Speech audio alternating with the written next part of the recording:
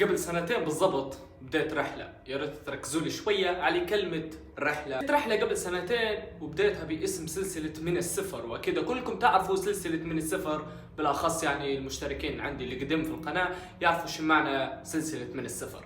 المهم في الفيديو هذا حنقول لكم كل شيء صار في الرحلة هذه، كم طلعت فلوس، حنحط لكم تحديدا يعني قديش طلعت فلوس من الرحله هذه، نقول لكم على كل شيء، الايجابيات والسلبيات وكل شيء صار في الرحله هذه. الرحله هذه كيف بدت؟ قبل سنتين بالضبط كنت عايش مع عائلتي زي اي شخص منكم، يعني عايش طبيعي جدا، ناكل ونشرب ونخدم، اموري طيبه جدا. في يوم وليله قررت ان انا زي ما يقول ستيف هارفي نقفز ونطلع من الكومفورت زون اللي كنت عايش فيه، اللي هو منطقه الامان ومنطقه الراحه، وانني عايش مع امي وابوي والحياه كانت تمام التمام.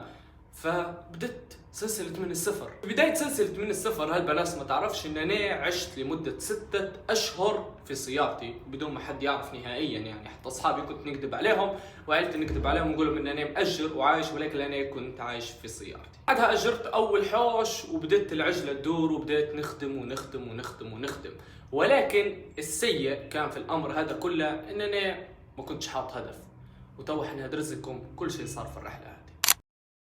بداية القصة زي ما قلت لكم ان انا طلعت من الحوش ومشيت عشت في مدينة ما نعرفش فيها ولا اي شخص، اللي هي مدينة طرابلس اللي عايش فيها حاليا، وما نعرفش ولا اي حد نهائيا، وكنت متسلف مبلغ اللي هو 8800 دينار. 8000 شريت بهم سيارة و800 دينار سلفتهم من مندر، وهذوما اللي بديت بيهم كمصروف. بعدين العجلة بدت تدور، بديت نخدم من مكان لمكان وكذا، وبديت نتطور. في التطور متاعي هذا كله صار سريع جدا، ما كنتش متوقع نهائيا. اوكي انا كنت متعلم عده امور ومتعلم هالبحاجات، ولكن ما كنتش متوقع ان النتيجه تكون بالسرعه هذه. بعد اول سنه يمكن لقيت روحي مدير تنفيذي لشركه مليون ميديا، والشركه هذه كويس، فلقيت روحي من موظف عادي الى مدير في الشركه هذه وانا مانيش فاهم اي شيء.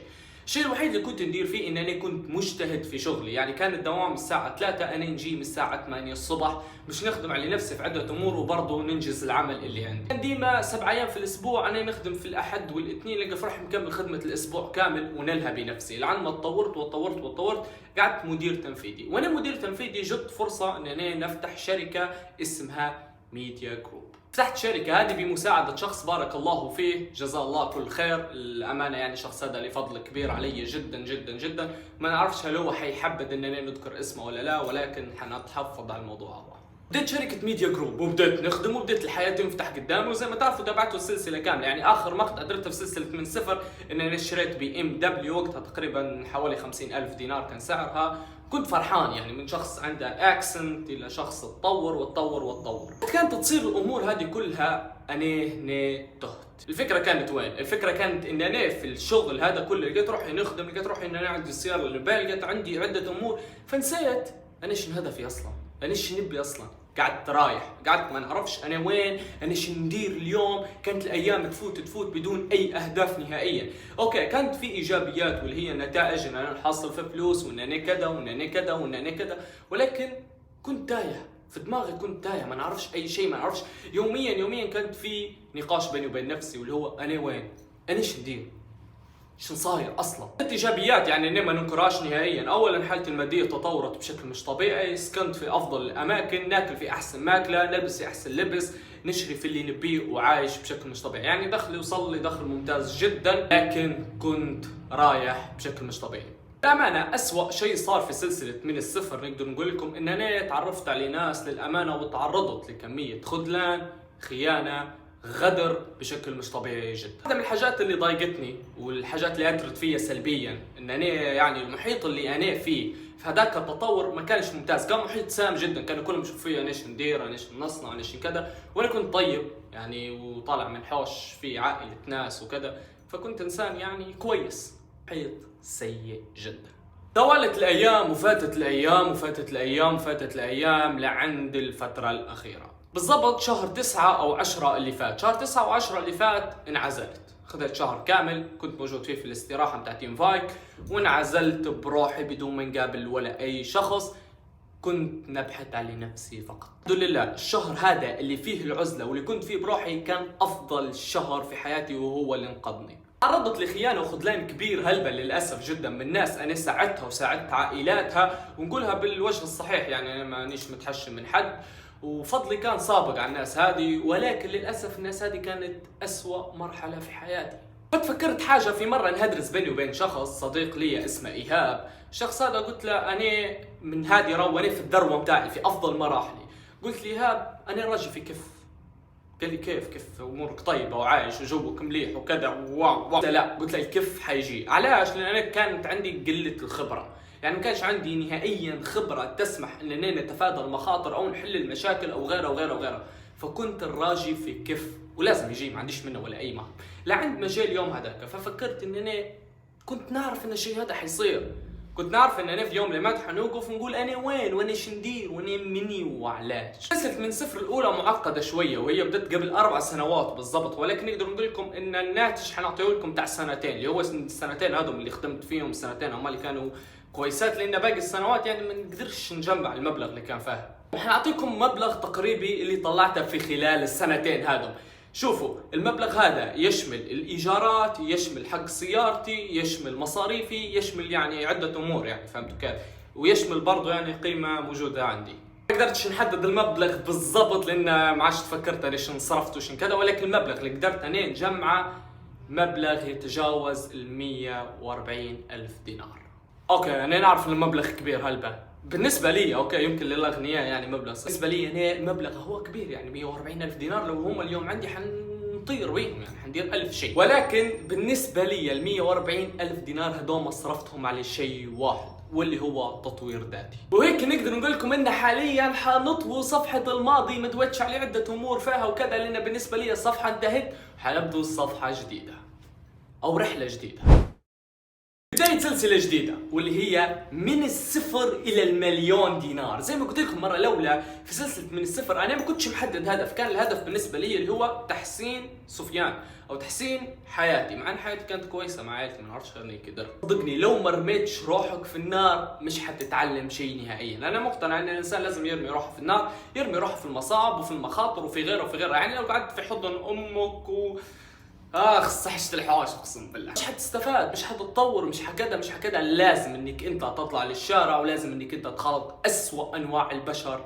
مش تتعلم وتعرف ايش تدير. للامانه كسبت عده امور وكسبت خبره تخليني نقدر ندير سلسله نبدا بها من الصفر الى المليون دينار. يعني اوكي حاليا عندنا هدف هيك كبرى، مليون دينار موش هدف صغير، موش مبلغ صغير. وزي ما تعرفوا ان المليون الاولى هي اصعب مليون لاي شخص في العالم. بدايه مش ما نغلطوش اغلاط الماضي، حنحطوا اهداف واضحه وصريحه بالنسبه لنا. الهدف الاول اللي هو المليون دينار، وهو اهم هدف اصلا. يعني الهدف الثاني ان في السنه هذه نشتري سياره يتجاوز مبلغها ال 125 الف دينار. بالنسبه لي يعني اهداف هي انتم ممكن تشوفوا فيها تافهه او ماديه او كذا، ولكن بالنسبه لي تعنيني. يعني لو قدرت ان انا نحققها فهذا جزء كبير وجميل جدا لي. والاهداف اللي نقول لكم فيها هي اهداف للسلسله فقط وليست اهداف شخصيه في حياتي. في هدف برضو يعني مش حنقول لكم عليه تو، حنخلوا الهدف هذا مفاجاه. الهدف هو يا عزيزي حيكون نهايه السنه لو قدرنا نحققه المليون دينار حندير الهدف هو 4 سنين عايش بروحي. افهم كده. في سؤال في بالكم، سفيان مليون دينار مش مبلغ صغير، فكيف حتجيب المبلغ هو؟ في البدايه انا شنو نكون اصلا؟ انا سفيان مصطفى محمد برفات، شخص يدعي انه يعرف كل شيء في العالم. اوكي نعرف هلبة حاجات في العالم، ولكن من يدعي المعرفه فهو جاهل. فديما نتعلم وديما نقرا الحمد لله وصلت لمرحله من الخبره ان انا لما نقرا كتاب نعرف 60 او 70% من اللي جوا الكتاب الداخل. شنو هم الطرق يلي حنديروهم مش ان احنا نوصلوا للمليون دينار؟ طبعا في البدايه حنبدو السلسله هذه من الصفر، يعني انا مش حنستعمل ولا اي راس مال موجود عندي، مش حنستعمله نهائيا. من لما بديت نصور من هنا انا ما عادش بنستعمل ولا اي دينار موجود عندي اليوم.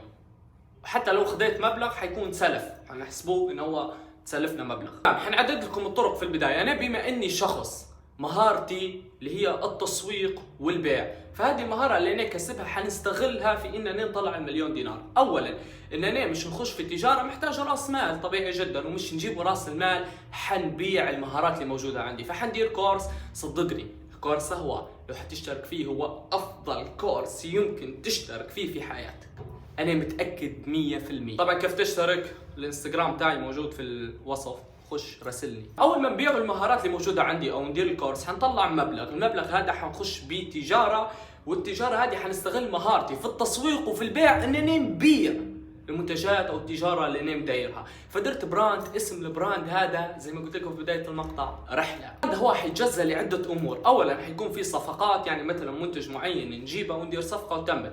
ثانيا حيكون في متاجر معينه مستهدفه لامر معين، يعني مثلا يعني كتب، متجر رحله للكتب، متجر رحله للمفاتيح، عده امور. في خريطه حتفهموها في المقطع الجاي باذن الله تعالى. هنا احنا عندنا زوز مصادر دخل. في مصدر دخل ثالث واللي هو شغلي حاليا، بما اني نشتغل كمدير تسويق لشركه قابضه لديها عده فروع، يعني عده شركات.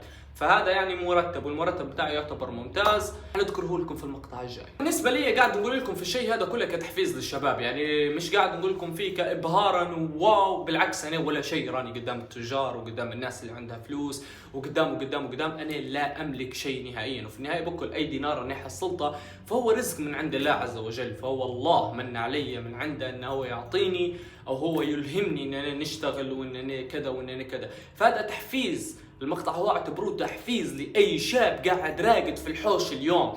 انا طلعت من حوشنا لمدينه ما نعرفش فيها ولا اي شخص، بدون عائله، رقدت في سيارتي، مش نتعلم، مش نقرا، مش نفهم، مش نطور نفسي وندير قرشين لعمري. فانا ما حصلتش لا ورث من حد ولا ساعدني حد ولا اعطاني حد شيء. انا بنيت الشيء هذا بنفسي، هو شيء بسيط وشيء صغير جدا ومتواضع جدا قدام المشاريع الكبيره والامور الكبيره اللي موجوده في الحياه هنا. حتى انت كشاب تقدر تشتغل، حتى انت كشاب تقدر تتعلم مهارات، تقدر تطور من نفسك، تقدر ما تسمعش كلام حد انك ما تقدرش. انا لو ما بديتش، تخيل اني ما بديتش، هاي تعال احنا بناخذ افتراضيه توا ان انا والله جاني واحد في شارعنا نسموه ميم جاني قال لي سفيان انت شن قاعد تدير؟ ها معقوله بديرك؟ مستحيل اديرك وكذا كذا. وانا قلت مستحيل، اكيد كلامه صح، يعني هو يفهم في الحياه ميم، لدرجه انه كل يوم عكس في اللانجو اللي في الشارع. ما صارش من ولا شيء درته، ولا صار من سلسله من الصفر، ولا من سلسله من الصفر الى المليون دينار.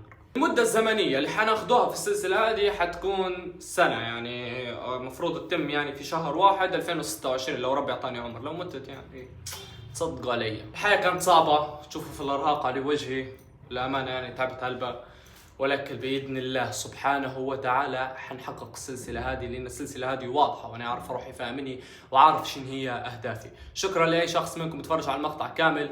زي ما قلت لكم ادعمني باللايك والسبسكرايب. لو تبي تشترك في الكورس بتاعي تقدر تراسلني على ايميلي في الانستغرام وتلقاه في صندوق الوصف. منورين وبارك الله فيكم، وشكرا لكل اخ واخت مشتركين عندي في القناه. وبس هيك نقدر نقول انه وصلنا نهايه المقطع.